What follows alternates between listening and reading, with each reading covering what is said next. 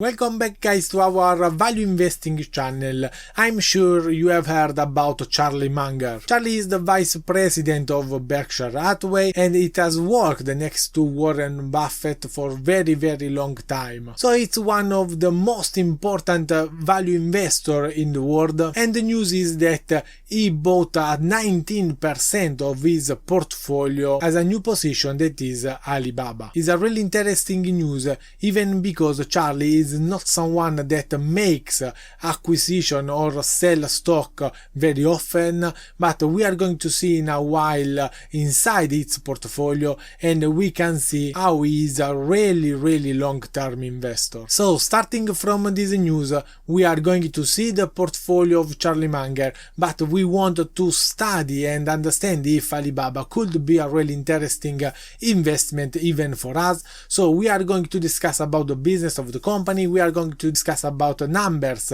and balance sheet, and finally we are going to see which is my intrinsic value for this company, and so the possible investment strategies. And we can start looking inside the portfolio of Charlie Munger. This is the last relief of the portfolio, and we can see the 45% of the portfolio is in Bank of America, 31% in Wells Fargo, and now this is the new position, 19% is Alibaba. The last two are really small one, and 4% is US Bancorp and 0.36% is POSCO. But if we check activity of this portfolio, we can see that this one is the last bought made from Charlie Munger, and it is the Q1 of 2021, but the last movement was in 2014, so was 7 years ago, when he sold 85% of his position in POSCO. In fact, even if we see the history of the portfolio, we can see that since 2013 we have the same 4 stock in the portfolio, and just this year Alibaba has been added. That's why this movement is really something to think about, because from what you can see, Charlie is really a long-term investor.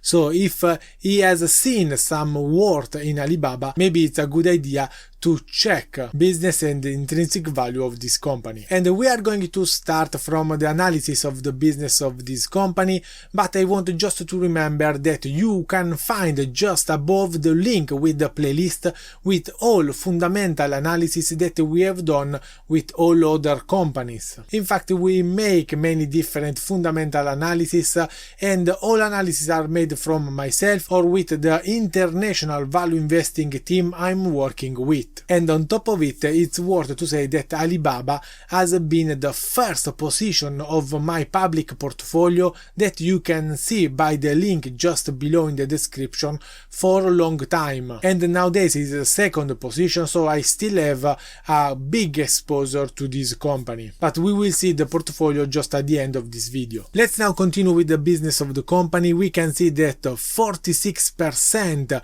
is due to China retail marketplace, and 20% is China commerce retail. So globally speaking, we can say that 66% is due to the retail division of the company. And next to it we have a plus 5% of international commerce retail. Maybe you all know AliExpress, that is a brand that is more known here in Europe and US, while all the other brands are more known in China region. Then we have some more other small businesses, but the most important part I want to highlight is this 8% in cloud computing with Alibaba Cloud. Maybe it could sound strange at the beginning, but I can say that this is absolutely normal for this kind of company, and cloud, we will see just in a while, that is one of the most growing part of this company, but generally speaking, cloud computing is really a fast growing sector.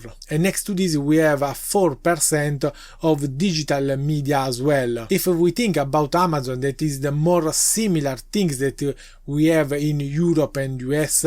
We have as well the cloud computing part, and we have as well the media part with all the movie that we can see from Amazon Prime. So in this case the business is absolutely the same, while the retail e-commerce is quite different compared to Amazon. And let's check which is the growth and the profitability of those three main business of the company. Starting with the commerce, we can see that in 2019 the business grew for 40%, and in the first 9 months of 2020 the business has grown for 34%. And this division of the company is the one that makes money. In fact, the adjusted EBITDA is absolutely positive and is growing. On the other hand, we have the cloud division of the company that we can see is growing faster. In fact, in 2019 has grown 64%, first 9 months of 2020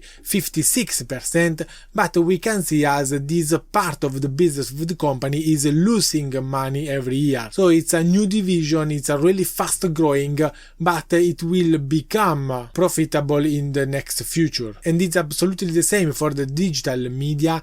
In this case the growth is slower and the sector is still losing money, but even in this sector I'm quite sure that the company will be profitable in the next future. So generally speaking, putting all together, the business of the company has growth for 34% year over year in the first 9 months of 2020, and the company is really profitable thanks to the commerce part.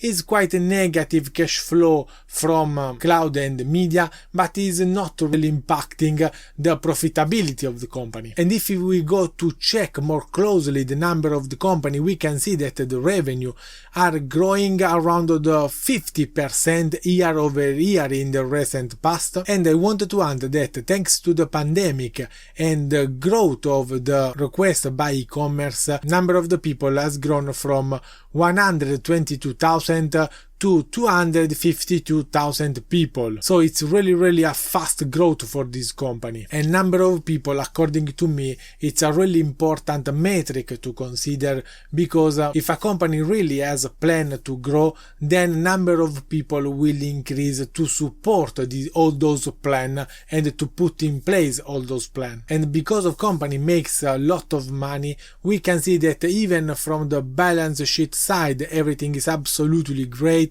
Generally speaking, we have a total liability that are more or less half of total equity. So without going in detail for each number, we can see that this company is really a cashing machine. So there are absolutely perfect numbers that support perfect business. And in fact, if we check the price action of Alibaba, we can see that the company used to be sold for around $100 in 2015, and now it's around $220. So in 5 years the stock price is just double. But I'm sure that you as a value investor maybe are more focused on what are the possible upside for this company. I tried to estimate the intrinsic value of the company, and for me the target price of 2022 is $320, target price 2023 is $340, and just linking all target price, we have this blue line that is my intrinsic value line. So from the actual quotation around $228,